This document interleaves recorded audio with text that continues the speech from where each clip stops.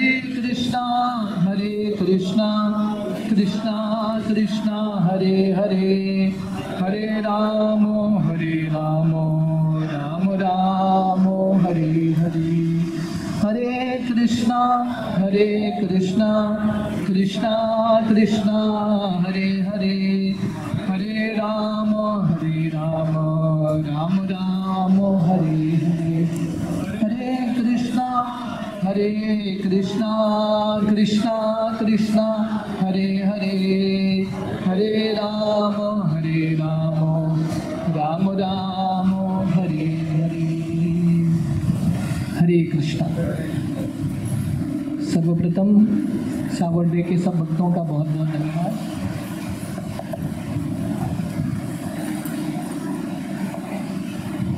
सावन day के सब भक्तों का बहुत बहुत धन्यवाद। उन्होंने इतने प्रेम से हमको यहाँ पे आमंत्रित किया। तो जब भी हम सावन डे में आते हैं मन बहुत प्रसन्न हो जाता है कि गोवा के ये प्रांत में भी इतने सुंदर तरीके से प्रचार चल रहा है, इतने सारे भक्त बन रहे हैं और गौर निताय का ये सुंदर अभिषेक देख के मन बहुत ही ज़्यादा प्रसन्न हो गया। सावन डे जैसे स्थान में 3 गौर निताय के विग्रह। शिला प्रभुपाद जब पहले बार किसी गौर निताय विग्रह का प्राण प्रतिष्ठा कर रहे थे पाश्चात्य देश में, प्रभुपाद यही गीत गा रहे थे, परम करुणा बहुत हुई जन निताई गौर चंद्र। ये गौर निताय इतने कृपालु हैं, पाश्चात्य देश में भी गौर निताय के विग्रह की स्थापना शिला प्रभुपाद कर रहे थे बहुत प्रेम के साथ। तो महाप्रभु का जो कृपा है यहाँ तक भी पहुँच गया है, सावन डे स्थान तक, और बहुत अच्छा लग रहा है कि यहाँ पे इतने सारे लोग भक्ति को स्वीकार कर रहे हैं, भगवान के विग्रहों का सेवा कर रहे हैं। तो आज हम ये जो गीत हम गा रहे हैं, ये पहला जो श्लोक है इसके ऊपर थोड़ा बहुत चिंतन मनन करेंगे। तो ये गीत लोचन दास ठाकुर हमारे संप्रदाय के एक बहुत महान आचार्य हैं, उन्होंने वर्णन किया है। यहाँ पे बता रहे हैं, परम करुणा बहुत हुई जन Nitai Gaur Chandra. Is it okay? Continue. तो लोचन दास ठाकुर ये गीत में बता रहे हैं, परम करुणा अभूत हुई जन निताई गौर चंद्र। ये 2 भगवान के अवतार कृष्ण बलराम कलयुग में गौर निताई के रूप में आते हैं। सबसे करुणाशील अवतार, सब अवतार सार शिरोमणि केवल आनंद कंद। भगवान के बहुत सारे अवतार हुए, भगवान कृष्ण स्वयं, राम, नरसिंह, वामन इत्यादि बहुत सारे अवतार, पर सब अवतारों में से शिरोमणि सबसे टॉप मोस्ट अवतार है गौर निताय का ये अवतार। क्योंकि गौर निताय उन्होंने जो दिया है, जो प्रदान किया है, किसी भी अवतार ने पहले प्रदान नहीं किया है। मनुष्य जिंदगी भगवान ने हमको दिया है भगवान की भक्ति करके भगवत धाम जाने के लिए, पर भगवान का धाम जाना इतना आसान नहीं है, इतना आसान नहीं है। ये दुनिया में एक डिग्री प्राप्त करना व्यक्ति को कितना संघर्ष करना पड़ता है, तो भगवत धाम जाना इतना आसान नहीं है। सतयुग में हजारों साल ध्यान करना पड़ता था, त्रेता युग में बड़े बड़े यज्ञ करने पड़ते थे, द्वापर युग में मंदिरों की स्थापना। श्री चैतन्य महाप्रभु ने मार्ग बहुत सरल किया है। हर व्यक्ति को ये हरि नाम के माध्यम से, हरे कृष्ण महामंत्र के माध्यम से महाप्रभु ने ऐसा ही मार्ग दिया है। हरे कृष्ण महामंत्र का कीर्तन करते करते हम भगवत धाम जा सकते हैं। तो लोचन दास ठाकुर ये गीत में बोलते हैं, केवल आनंद कंद। महाप्रभु ने ऐसा एक मार्ग शुरू किया है, प्रोसेस भगवत धाम जाने के लिए, जहाँ पे ज़्यादा तपस्या करने की ज़रूरत नहीं है। इस्कॉन के भक्तों की ज़िंदगी में ज़्यादा तपस्या नहीं है, ज़िंदगी बहुत अच्छा है। हर 2-3 दिन में उत्सव होता है कि नहीं? उत्सव में बहुत सुंदर भगवान के विग्रहों का दर्शन होता है, अभिषेक होता है, कीर्तन नृत्य होता है, और हर उत्सव के बाद भर पेट प्रसाद होता है। और ऐसा अलग अलग वैरायटी, जहाँ जिसके बारे में हमने सुना भी नहीं वो सब वैरायटी है। तो श्रील प्रभुपाद वर्णन करते थे, महाप्रभु का आंदोलन है चैंटिंग, डांसिंग, फीस्टिंग। कीर्तन करो, नृत्य करो, और जब भूख लगता है प्रसाद खाओ, बस। ये करते करते व्यक्ति भगवत धाम जा सकता है। तो महाप्रभु ने मार्ग इतना सरल किया है, He's made it so very simple। महाप्रभु को सबसे करुणाशील अवतार माना जाता है। चैतन्य मंगल महाप्रभु के ऊपर एक पुस्तक है। तो चैतन्य मंगल में लोचन दास ठाकुर जो ये गीत लिख रहे हैं, यही लोचन दास ठाकुर ने चैतन्य मंगल की रचना की है, जहाँ पे महाप्रभु का चरित्र है। तो एक बहुत सुंदर कथा बताते हैं, महाप्रभु क्यों ये दुनिया में प्रकट होते हैं श्री चैतन्य महाप्रभु के रूप में। तो एक बार भगवान कृष्ण द्वारका में थे, 5000 साल पहले हम जानते हैं भगवान कृष्ण द्वारका में लीला कर रहे थे। उस समय भगवान कृष्ण सत्यभामा के महल में थे, उनके बहुत सारे पटरानियां थे। तो भगवान कृष्ण सत्यभामा के महल से रुक्मिणी के महल में जाने वाले थे। उस समय रुक्मिणी मैया भगवान कृष्ण के स्वागत के लिए बहुत बढ़िया अरेंजमेंट करती है। जैसे यहाँ पे गौर निताय के स्वागत के लिए, अभिषेक के लिए बहुत सुंदर अरेंजमेंट किया है। तो रुक्मिणी मैया भी अपने पूरे महल को सजाती है। कृष्ण आने वाले हैं, हालांकि कृष्ण रोज आते थे, फिर भी भगवान कृष्ण के स्वागत के लिए एक अरेंजमेंट करती थी। बहुत सुंदर श्रृंगार किया था जगह का। Hare Krishna, I think you should control the children. तो बहुत सुंदर अरेंजमेंट किया था रुक्मिणी मैया ने, उनके सब पुत्रों को पौत्रों को भेजा था कृष्ण के स्वागत में। भगवान कृष्ण जब रुक्मिणी मैया के महल में आते हैं, रुक्मिणी मैया रोने लगती है। कृष्ण भगवान सोच रहे हैं, अरे रुक्मिणी तुमको तो प्रसन्न होना चाहिए, मैं आ रहा हूं, आप रो क्यों रही हो। तो रुक्मिणी बोलती है, आप समझ नहीं पाओगे मैं क्यों रो रही हूं, सिर्फ राधा रानी समझ पाएगी। तो भगवान कृष्ण को बहुत शौक लगा, रुक्मिणी ऐसा क्यों बोल रही है। तो भगवान कृष्ण बोलते हैं, बताओ क्यों रो रही हो। रुक्मिणी बोल रही है, आप अभी आए हो, मैं खुश हूं, पर मुझे पता है आप बहुत जल्दी चले जाओगे, तभी रोने से अच्छा अभी रो लेती हूँ। और वो रो रही थी। तो भगवान कृष्ण सोच रहे थे, मैं आ रहा हूँ, ये लोग खुश नहीं है, रो रहे हैं कि मैं जाने वाला हूँ, भक्तों का ये भाव है। तो उसी समय नारद मुनि का आगमन होता है। नारद मुनि बीना बजा के भगवान कृष्ण का नाम का जप करते हुए वहां पे पहुंच जाते हैं। और भगवान कृष्ण देख रहे हैं कि नारद मुनि का मुख बहुत चिंतित है, बहुत टेंशन में लग रहे हैं नारद मुनि। भगवान कृष्ण सोच रहे थे, आज का तो विचित्र दिन है, रुक्मिणी रो रही है, मेरे गुरु नारद मुनि हमेशा शांत रहते हैं, आज बहुत विचलित हैं। तो भगवान कृष्ण नारद मुनि को बिठाते हैं, उनके चरण का सेवा करते हैं, पालाभिषेक इत्यादि। और भगवान कृष्ण नारद मुनि को पूछते हैं, आप टेंशन में क्यों हो, आप इतने एंजाइटी में दिख रहे हो। तो नारद मुनि बोलते हैं, देखिए अभी द्वारका लीला चल रहा है, द्वारका लीला मतलब भगवान कृष्ण की लीला की समाप्ति। तो नारद मुनि सोच रहे हैं, भगवान कृष्ण को बताते हैं, अभी आपका लीला समाप्त हो जाएगा, मैं सोच रहा हूं आपका ये लीला समाप्त होने के बाद कलयुग के लोगों का हालत क्या होगा। तो जैसे रुक्मिणी मैया आगे के बारे में सोच रही थी, नारद मुनि भी आगे के बारे में सोच रहे हैं, आपका लीला समाप्त होने के बाद कलयुग में इतने कष्ट आएंगे, इतने सारे प्रलोभन आएंगे, लोग भगवत धाम कैसे जाएंगे। तो भगवान कृष्ण ये दो चीज एक साथ विचार करते हैं। एक, रुक्मिणी मैया ने एक बहुत स्ट्रॉन्ग स्टेटमेंट दे दिया कि आप मेरे हृदय को समझ नहीं सकते, सिर्फ राधा रानी समझ सकती है। भगवान कृष्ण सोचने लगे, राधा रानी को समझना पड़ेगा। और नारद मुनि का ये भाव था, कलयुग के लोगों का उद्धार कैसा होगा। तो समय भगवान कृष्ण नारद मुनि को बोलते हैं, मैं श्री चैतन्य महाप्रभु के रूप में, गौरांग के रूप में गौर पूर्णिमा के तिथि अवतार लूंगा। दो कारण, एक अंदरूनी कारण है, इंटरनल रीजन।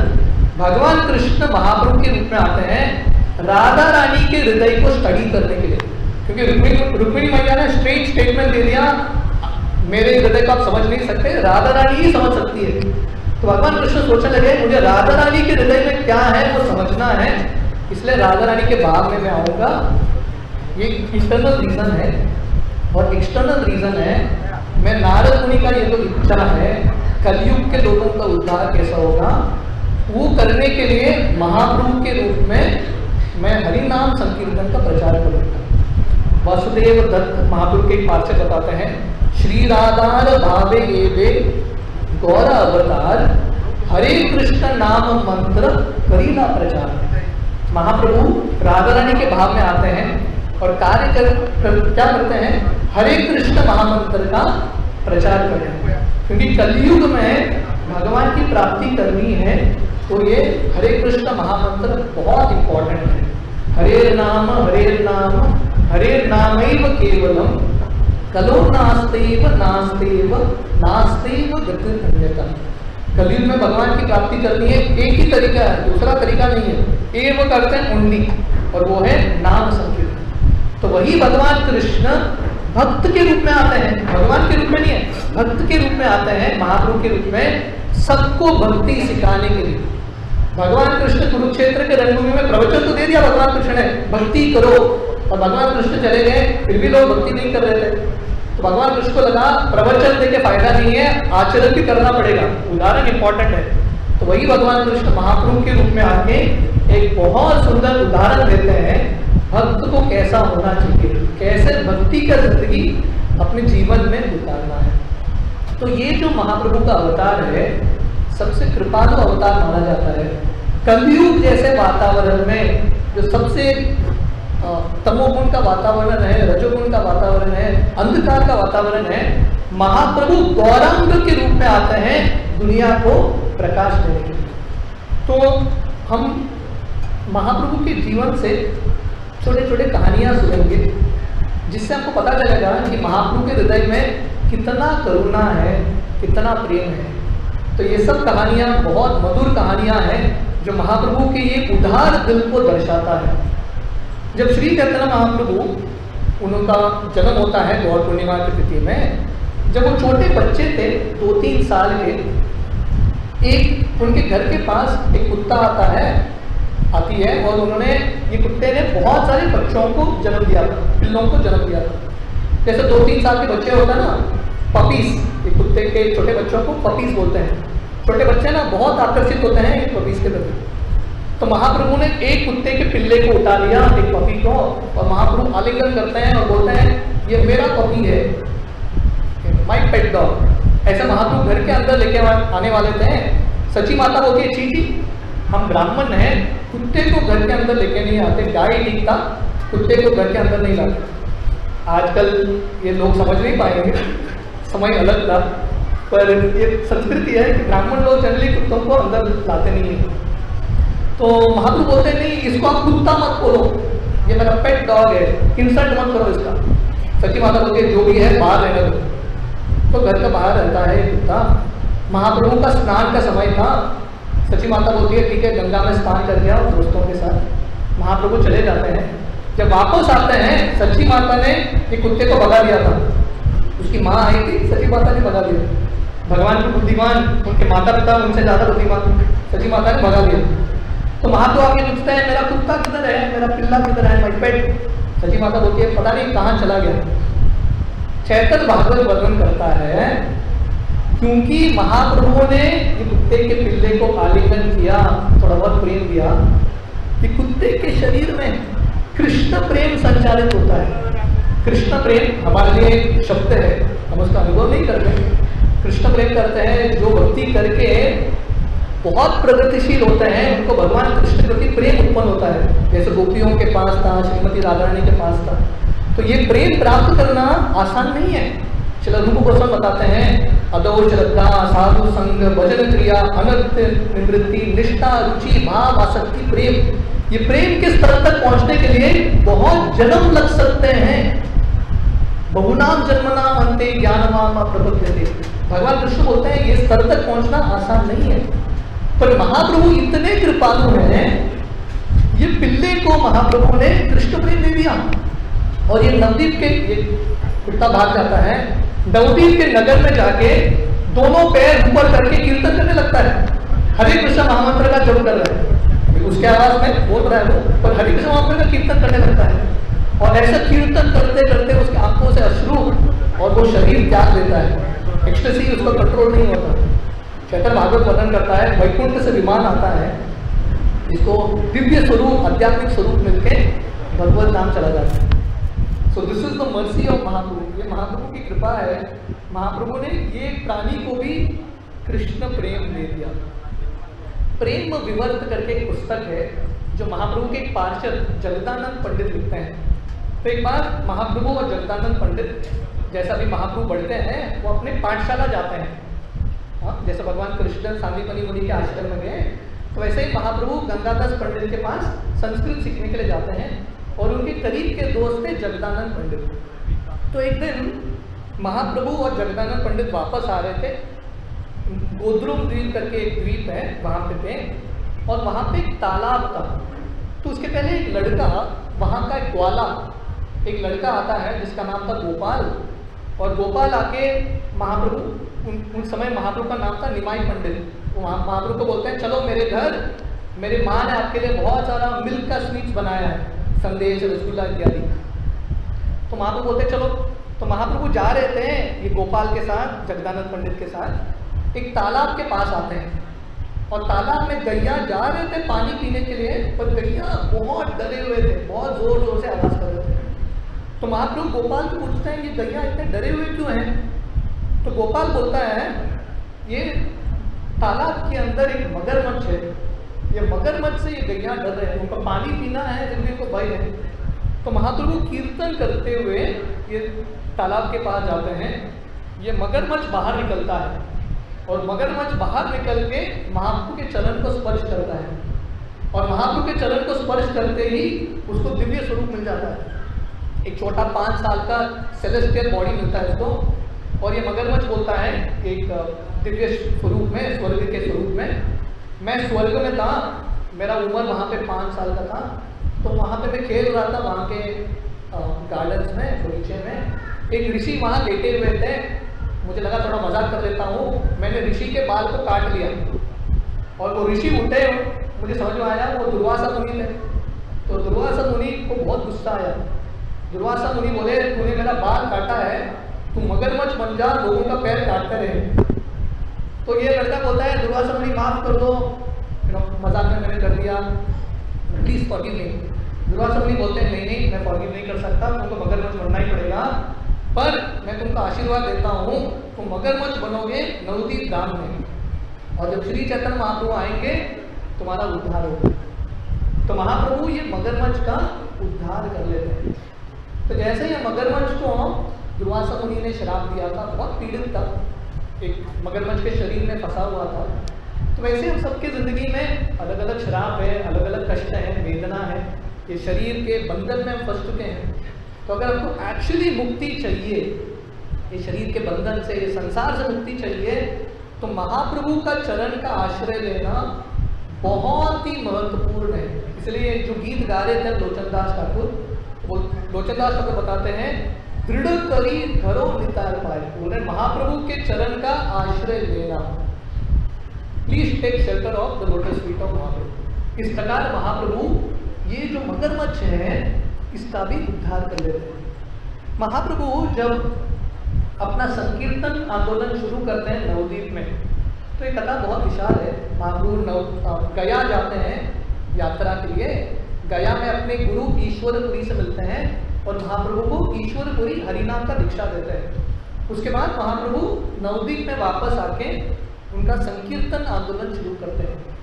तो इतना सुंदर तरीके से उनका संकीर्तन आंदोलन चल रहा था, पर वहाँ के जो ब्राह्मण थे महाप्रभु से बहुत ईर्ष्यालु हो रहे थे, क्योंकि महाप्रभु हरिदास ठाकुर जो मुस्लिम परिवार में जन्म लिए हैं, महाप्रभु ने उनको नामाचार्य बना दिया इत्यादि। ब्राह्मण को लग रहा था हमको सम्मान नहीं मिल रहा है, ये सब हरे कृष्णा भक्त उनका अलग ही एक संस्था खोल रहे। तो ये सब ब्राह्मण मिलके वहाँ का जो मुस्लिम मैजिस्ट्रेट था, मुस्लिम रूलर था, चांद काजी, उसको जाके कंप्लेन करते हैं कि ये निमाई पंडित और ये सब इस्कॉन के भक्त मिलके हमारे पूरे धर्म का सत्यानाश कर रहे हैं। ये लोग बोलते हैं कि हमारे धर्म के अनुसार भगवान का नाम जोर जोर से नहीं पुकारना है, क्योंकि भगवान योग निद्रा से उठ जाएंगे। तो भगवान का नाम सिर्फ ब्राह्मण बोलने चाहिए, ये शूद्र इत्यादि नहीं बोलने चाहिए। तो इस तरह से मुस्लिम को कंप्लेन करते हैं।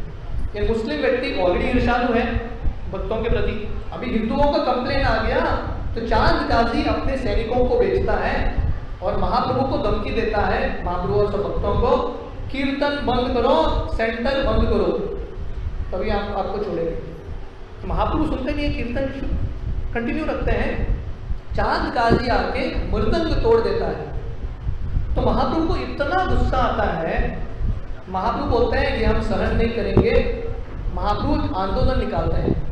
महाप्रभु के कहने पे 2 लाख लोग जम जाते हैं। महाप्रभु का यश इतना था 2 लाख लोग जम जाते हैं, हाथ में मशाल लेके संकीर्तन करके। पहले बार महाप्रभु रास्ते में उतर रहे हैं कीर्तन करते हुए। अब तक कीर्तन श्रीवास आंगन के अंदर चल रहा था, श्रीवास ठाकुर के घर के अंदर, कीर्तन बाहर नहीं निकला। पर चांद काजी की कृपा से कीर्तन बाहर निकला। तो जब भी संकीर्तन आंदोलन में बाधा आता है, चांद काजी हो या और कोई हो, नाम चेंज होता है पर बाधा तो डेफिनेटली आता है। जब भी संकीर्तन आंदोलन में बाधा आया है, संकीर्तन आंदोलन और बड़ा है, it has always grown further. तो महाप्रभु 2 लाख लोगों को लेके जाते हैं, क्योंकि चांद काजी को लग रहा था ये 10-15 भक्त हैं, इनको दबा देंगे। जब चांद काजी देखता है 2 लाख लोग हैं, वो हैरान हो जाता है, डर जाता है, चूहे की तरह अपने घर में छुप जाता है।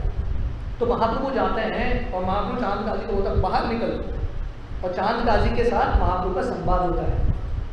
महाप्रभु चांद काजी के साथ बात करते हैं, अरे तुम्हारे धर्म कुरान में भी लिखा है अल्लाह का भक्ति करो, अल्लाह के नाम का जप करो, कीर्तन करो, हम कर रहे हैं, वही अल्लाह कृष्ण दोनों में फर्क नहीं है, आप हमको रोक क्यों रहे हो? तो चांद काजी महाप्रभु बोलते हैं ठीक है, मैं कन्विंस हो गया हूँ, आज से नवदीप में मेरे कोई भी फॉलोअर्स आपके कीर्तन को नहीं रोकेंगे। अभी भी नवदीप में बहुत सारे मुस्लिम्स हैं, पर वहाँ पे कीर्तन चलता रहता है। और चांद काजी वैष्णव बन जाता है। शास्त्र वर्णन करते हैं ये चांद काजी कौन है? भगवान श्री चैतन्य महाप्रभु कृष्ण भगवान है। ब्रजेंद्र नंदन जय सच्ची सुत होइलो से, वही भगवान कृष्ण महाप्रभु के रूप में आते हैं। ये चांद काजी कौन है? कृष्ण लीला में जो कंस था ना, कंस मामा, वो चांद काजी के रूप में आता है। भगवान कृष्ण ने कंस के प्रति क्या प्रेम दिखाया? भगवान कृष्ण ने कंस को मार ही दिया। अपने मामा से इतना प्रेम करते थे, मामा को मार दिया सीधा। पर वही मामा, कंस मामा, यहाँ पे चांद काजी के रूप में आ रहे हैं। महाप्रभु इसको मारते नहीं है, इसको वैष्णव बना के इसको आलिंगन करते हैं। अभी भी यहाँ पे चांद काजी का समाधि है। वैष्णव सब जाते हैं, चांद काजी को प्रणाम करते हैं, महाराज जी आशीर्वाद दे देना, और महाप्रभु चांद काजी को आलिंगन करते हैं। तो ये महाप्रभु का करुणा है, जो कृष्ण लीला में जिन्होंने कंस को मार दिया, वही कंस चांद काजी के रूप में आते हैं, और महाप्रभु चांद काजी का उद्धार करते हैं, उनको वैष्णव बना देते हैं। जब महाप्रभु श्रीवास ठाकुर के घर में लीला कर रहे थे, एक बहुत सुंदर लीला आती है, शत प्रहर्य लीला, या इसको महाप्रकाश लीला बोलते हैं। जनरली श्री चैतन्य महाप्रभु, उन्होंने कभी अपने आप को कृष्ण करके संबोधित नहीं किया, वो कृष्ण के भक्त के रूप में ही थे। कोई भी उनको कृष्ण बोलता था, महाप्रभु अपना कान बंद करके बोलते थे, अरे मैं तो कृष्ण नहीं हूँ, मैं कृष्ण का भक्त हूँ। तो महाप्रभु ने कभी कृष्ण के रूप में अपने आप को दर्शाया नहीं। एक बार महाप्रभु श्रीवास ठाकुर के घर में आते हैं। श्रीवास ठाकुर का एक ऑल्टर था, उसमें विष्णु का सिंहासन था, जिसमें बहुत सारे उनके शालिग्राम शिला थे। तो महाप्रभु वो विष्णु के आसन में बैठ जाते हैं, शालिग्राम शिला को अपने गोद पर रख के बैठ जाते हैं, और महाप्रभु सब भक्तों को बोलते हैं अभिषेक करो। ये पहला अभिषेक है महाप्रभु का। सब भक्त आके गंगा से बहुत सारे मटका पानी लेके आते हैं और महाप्रभु का अभिषेक करते हैं। तो श्रीवास ठाकुर के घर में एक नौकरानी थी, जिसका नाम था दुखी। तो पहले ज़माने में लोग ऐसा नाम रखते थे, अगर घर में ना बहुत सारे बच्चे जन्म लेते ही मर रहे हैं ना, तो ऐसा कुछ नाम रखते हैं, दुखी इत्यादि, ताकि दई इन पे दया करें और बच्चे का वध न हो। तो ये स्त्री का नाम था दुखी, और ये क्या कर रहे थे श्रीवास ठाकुर के घर में? सिंपल एक नौकरानी थी। तो ये भक्तों की मदद करती है। सब भक्त, जैसा अभिषेक हुआ था यहाँ पे, उस समय महाप्रभु का अभिषेक हो रहा था श्रीवास आंगन में, एक लाइन था, गंगा से सीधा पानी ला रहे थे, मटका पास कर रहे थे, और महाप्रभु का अभिषेक हो रहा था। ये दुखी जो थी सबसे एंड में खड़ी थी, मटका दे रही थी, जाके भक्तों को बोल रही थी आप जाके अभिषेक करना। तो महाप्रभु ये दुखी को बुलाते हैं, क्योंकि इतनी नम्र रूप से सेवा कर रही है, महाप्रभु को बुलाते हैं, और महाप्रभु बोलते हैं दुखी आज से तुम्हारा नाम होगा सुखी। महाप्रभु दीक्षा देते हैं, दुखी को सुखी बना देते हैं। तो हम सब भी हमारी जिंदगी में दुखी हैं, है कि नहीं? कोई हमको पूछता है हाउ आर यू, हम फाइन तो बोलते हैं, पर मन ही मन पता है सबको क्या दुख है, बोलते नहीं है। पर हर व्यक्ति को हृदय में पता है क्या कष्ट चल रहा है, क्या वेदना चल रहा है, बोलने की जरूरत नहीं है। तो हर व्यक्ति ये दुनिया में दुखी है। महाप्रभु आए हैं सबको सुखी बनाने के लिए। हम हजारों तरीके अपनाते हैं सुखी बनाने के लिए, पर अगर हम श्री चैतन्य महाप्रभु का आश्रय लेंगे, ये संकीर्तन आंदोलन का आश्रय लेंगे, हम सही रूप से हम एक्चुअली सुखी करेंगे। और महाप्रभु की कृपा का सबसे सुंदर उदाहरण है महाप्रभु कैसे, श्री चैतन्य महाप्रभु और नित्यानंद दोनों मिलके कैसे जगाई मदाई का उद्धार करते हैं।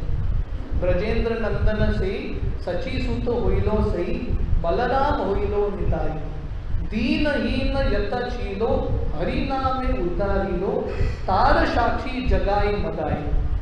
नरोत्तम दास ठाकुर उनके वचन में बताते हैं श्री चैतन्य महाप्रभु साक्षात कृष्ण हैं, पर भगवान कृष्ण और उनके भाई बलराम जी जो नित्यानंद के रूप में आते हैं, वो क्या कर रहे हैं, नगर नगर में गांव गांव में भटक भटक के प्रचार कर रहे हैं। भगवान कृष्ण ने गीता सुनाया, भगवान कृष्ण बोले अरे जिसको भक्ति करना है मेरा आश्रय लो, और कृष्ण चले गए। पर कलयुग के लोग भगवान के पास जाने के लिए उनको प्रेरणा नहीं है। भगवान स्वयं श्री चैतन्य महाप्रभु भक्त के रूप में सबके घर में जाते हैं और सबसे भिक्षा मांग रहे हैं, प्लीज स्टैंड हरे कृष्ण। तो ऐसा प्रचार करते करते ये दो भाई मिलते हैं, जगाई मदाई। जगाई मदाई की कहानी हम आप लोगों ने बहुत बार सुना होगा, हम विस्तार से नहीं जाएंगे। पर जगाई मदाई ये भक्तों के लिए बहुत फेवरेट कैरेक्टर्स है। भक्त बहुत खुश हो जाते हैं जब जगाई मदाई के बारे में सुनते हैं, क्योंकि हम जगाई मदाई के साथ रिलेट कर पाते हैं। जगाई मदाई की प्रवृत्ति ना सब भक्तों के हृदय में है। तो जगाई मदाई ऐसे लोग थे, शास्त्र पढ़ते थे। किसके लिए पता है? पढ़ते थे कि कौन सा पाप सबसे क्या बोलते हैं, द मोस्ट डेंजरस टाइप, सबसे महान पाप कौन सा है, वो पढ़ते थे, वही पाप करते थे। अरे हिम्मत वाले थे ये लोग, मानना पड़ेगा इन्हें। जो सबसे डेंजरस पाप है, सबसे बड़ा पाप है, वो करते थे। और ऐसा कुछ भी पाप नहीं है जो उन्होंने नहीं किया है। चैतन्य भागवत वर्णन करता है यमराज जी इन दोनों के लिए यमलोक में एक नया नरक बना रहे थे, स्पेसिफिकली कस्टम डिजाइन फॉर जगाई मदाई। 27 ऐसे स्टोर हाउस भर जाते हैं जगाई मदाई के पाप से। इतने पापी लोग थे, इतने पापी लोग थे। पर महाप्रभु और नित्यानंद की कृपा से ये जगाई मदाई को महाप्रभु मानते नहीं है। ये जगाई मदाई कौन है? सत्युग में ये लोग हिरण्यकशिपु हिरण्याक्ष के रूप में आए, त्रेता युग में रावण कुंभकर्ण के रूप में आए। भाई थे, है कि नहीं? हिरण्यकशिपु हिरण्याक्ष भी भाई, हर बार भाई के रूप में ही आए। बहुत प्रेम था इनका, घनिष्ठ प्रेम। हिरण्यकशिपु हिरण्याक्ष, अगले बार रावण कुंभकर्ण, बहुत प्रेमी भाई थे। उसके बाद शिशुपाल दंतवक्र, हर बार भगवान ने इनको मार दिया। हिरण्यकशिपु हिरण्याक्ष नरसिंहदेव वराहदेव वध कर देते हैं, रावण कुंभकर्ण भगवान राम मार देते हैं, शिशुपाल दंतवक्र कृष्ण मार देते हैं।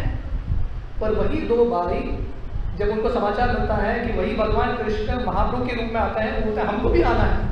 महाप्रभु बोलते हैं ड्रामा का सब कैरेक्टर्स फुल, अभी आपको असुर बन के आना पड़ेगा। बोलते हैं चलेगा। फिर से आते हैं जगाई मदाई के रूप में।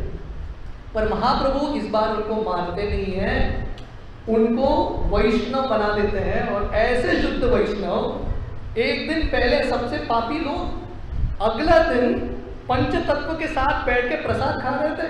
Can you imagine? नित्यानंद के साथ बैठ के, अद्वैत आचार्य के साथ बैठ के प्रसाद खा रहे हैं, कीर्तन कर रहे हैं, इनको आलिंगन करके कीर्तन कर रहे हैं। जब यमराज जी ये देखते हैं, यमराज जी बेहोश हो जाते हैं। तो सब यमदूत जाके यमराज जी के चेहरे पे पानी डाल रहे हैं, यमराज जी उठिए, आप ही चले गए तो हमारा ड्यूटी कौन देगा? तो शिव जी वहां पे आते हैं, बोलते हैं अरे यमराज जी को ऐसा नहीं उठाना है, यमराज जी के कान में जाके हरे कृष्ण कीर्तन करो। तो सब यमदूत, आप सीन इमेजिन कर सकते हो, सब यमदूत मिलके कीर्तन कर रहे हैं यमराज जी के कान में, और यमराज जी उड़ जाते हैं, यमलोक में कीर्तन होने लगता है। और यमराज जी बोलते हैं महाप्रभु की कृपा से हमारा ड्यूटी कम हो गया। कलयुग में महाप्रभु की कृपा से लोग अभी कम जाएंगे यमलोक, सब लोग गोलोक वृंदावन जाएंगे, यमलोक लिटरली वेकेंट होने वाला है। This is Mahaprabhu mercy. तो ये महाप्रभु का कृपा है। महाप्रभु इस तरह से 24 साल तक नवद्वीप में लीलाएं करते हैं, संकीर्तन लीला। 24 साल की उम्र में महाप्रभु एक कठोर निश्चय लेते हैं। महाप्रभु निश्चय लेते हैं कि मुझे सन्यासी बनना है। जनरली व्यक्ति सन्यासी बनने का मन में भाव कब आता है? बनता तो कोई नहीं है, पर भाव कब आता है? जब घर में बहुत झगड़ा हो रहा है, पत्नी सुन नहीं रही है, बच्चे सुन नहीं रहे हैं, नौकरी से बॉस ने नौकरी से निकाल दिया, ऐसा बहुत प्रॉब्लम होता है। बोलता है बहुत हो गया संसार, संन्यास ले लेंगे। फ्रस्ट्रेशन की वजह से है कि नहीं? कृष्ण प्रेम की वजह से नहीं, फ्रस्ट्रेशन की वजह से व्यक्ति संन्यास ले लेता है। महाप्रभु का संन्यास ऐसा नहीं था। महाप्रभु की पत्नी थी जो उनका सुनती थी, मिलना मुश्किल, बहुत सुंदर पत्नी जो उनका सुनती थी। माँ जो उनसे बहुत प्रेम करते थे। महाप्रभु के फॉलोअर्स थे बहुत सारे लोग जो महाप्रभु को जीवन देने के लिए तैयार थे। महाप्रभु निमाई पंडित के रूप में एक संस्कृत टीचर थे, बहुत सारे शिष्य थे, यश था, सब कुछ था महाप्रभु के पास। फिर भी महाप्रभु निश्चय करते हैं मुझे सन्यासी बनना है। क्यों पता है? क्योंकि महाप्रभु नवद्वीप में प्रचार कर रहे थे, उनका सेंटर चल रहा था, जैसे यहाँ पे सावरडे में चल रहा था, चल रहा है अभी। तो उस समय नवद्वीप में हमारा पहला सेंटर था, महाप्रभु ने शुरू किया था। पर महाप्रभु सोच रहे थे मैं नवद्वीप में ही रहूँगा, ये सेंटर आगे नहीं बढ़ेगा, मुझे आगे भी जाना है। नवद्वीप सेंटर तो अच्छा है पर मुझे आगे भी सेंटर खोलना है।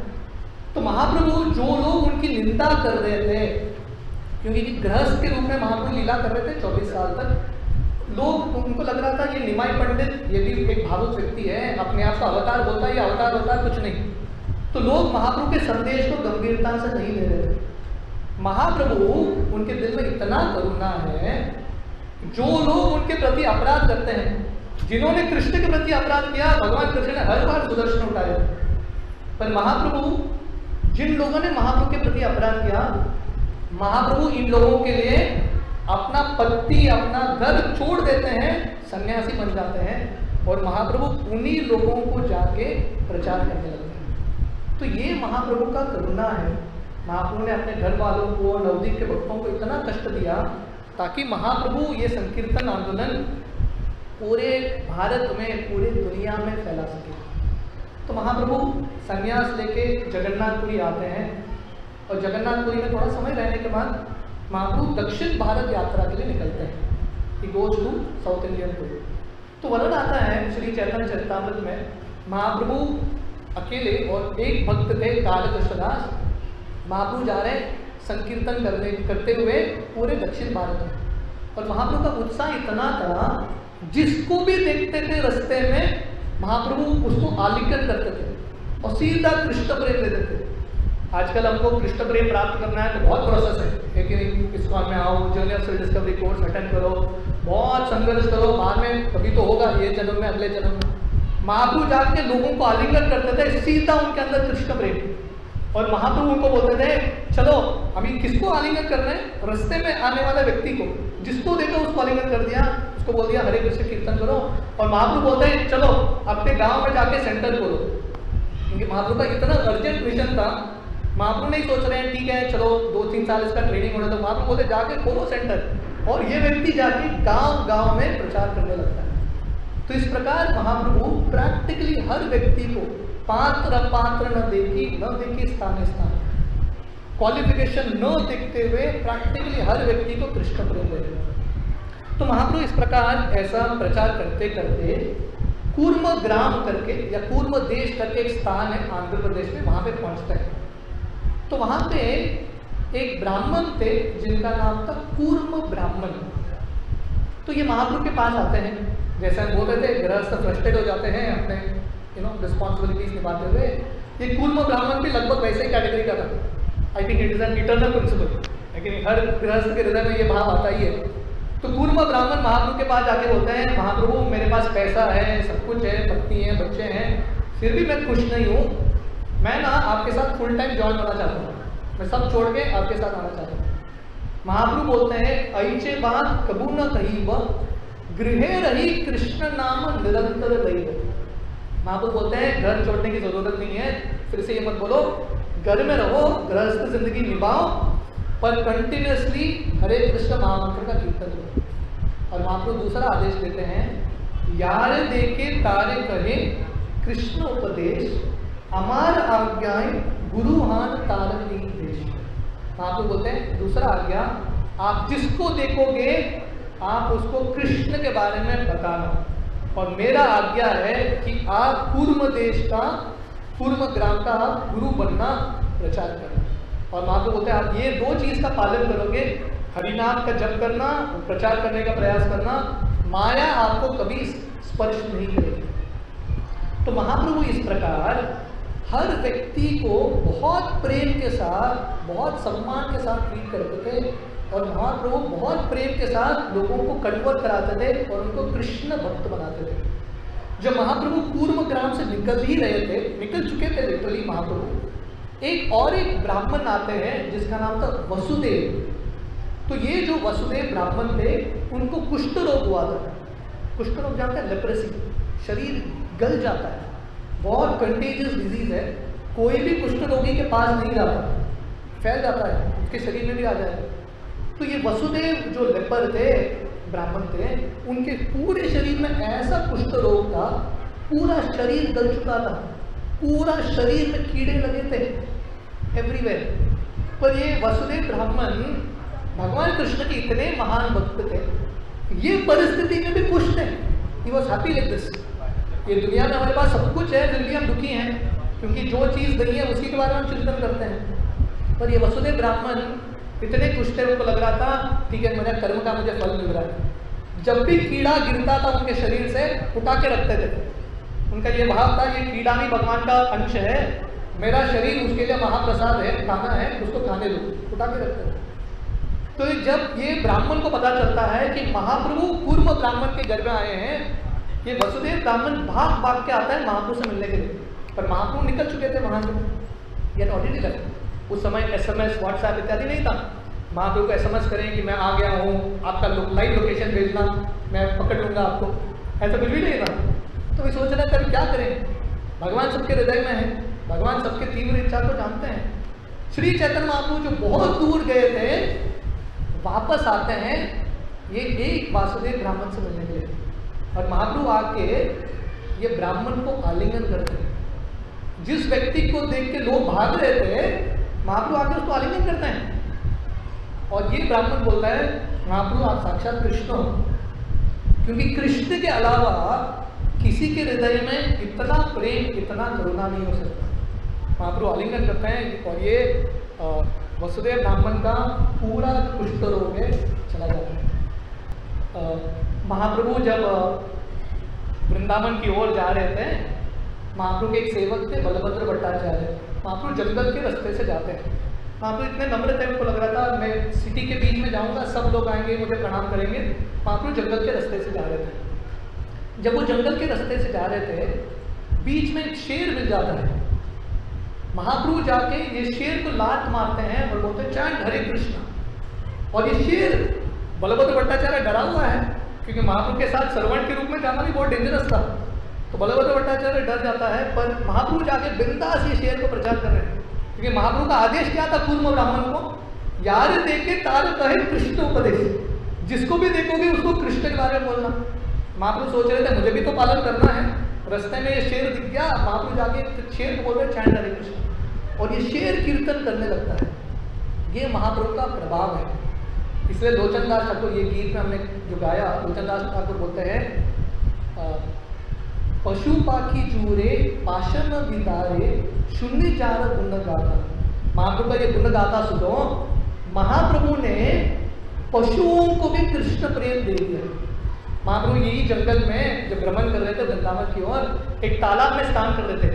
जंगली हाथी का झुंड आता है महाप्रभु के साथ स्नान करने के लिए, वो तालाब में घुस रहा है। बलभद्र भट्टाचार्य डर जाते हैं, जंगली हाथी बहुत डेंजरस होते हैं। पर महाप्रभु तालाब का पानी लेते हैं, हाथियों पे छिड़काते हैं और बोलते हैं चैंट हरे कृष्णा। और ये सब हाथी के आवाज में और हाथी के वॉल्यूम में कीर्तन करने लगते हैं, दोनों पैर ऊपर करके जमीन पर लौटने लगते हैं। और इतना उनको तो साउंड सिस्टम की जरूरत ही नहीं था, हाथियों का कीर्तन। और बलभद्र भट्टाचार्य पूरे सीन को देख रहे हैं। वो वर्णन आता है, एक बार हिरण थे महाप्रभु के पीछे पीछे चल रहे थे संकीर्तन। अभी जंगल में है, महाप्रभु वहां पे भी संकीर्तन कर रहे हैं, पशुओं को वृक्षों का उद्धार होने दो।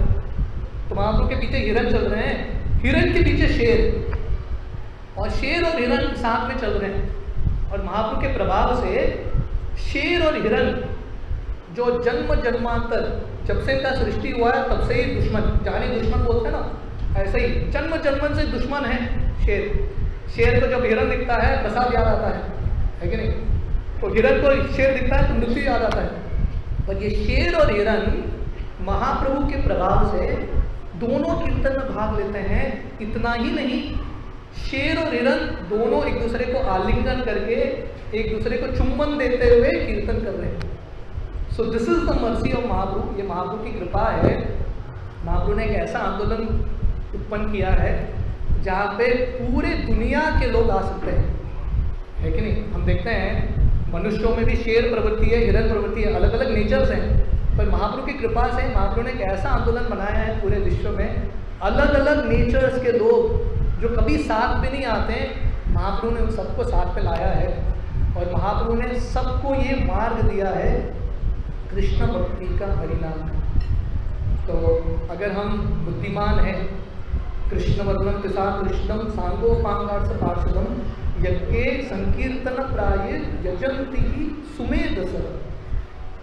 भागवतम का श्लोक आता है, सुमेधस मतलब बुद्धिमान। अगर हम बुद्धिमान हैं डेफिनेटली हम महाप्रभु के आंदोलन को गंभीरता से लेंगे, महाप्रभु के मैसेज को गंभीरता से लेंगे, महाप्रभु को प्रणाम करेंगे और महाप्रभु के आज्ञा का पालन करते हुए हम हरे कृष्ण महामंत्र का जप करेंगे और गीता भागवत पढ़ के प्रचार करने का प्रयास करेंगे।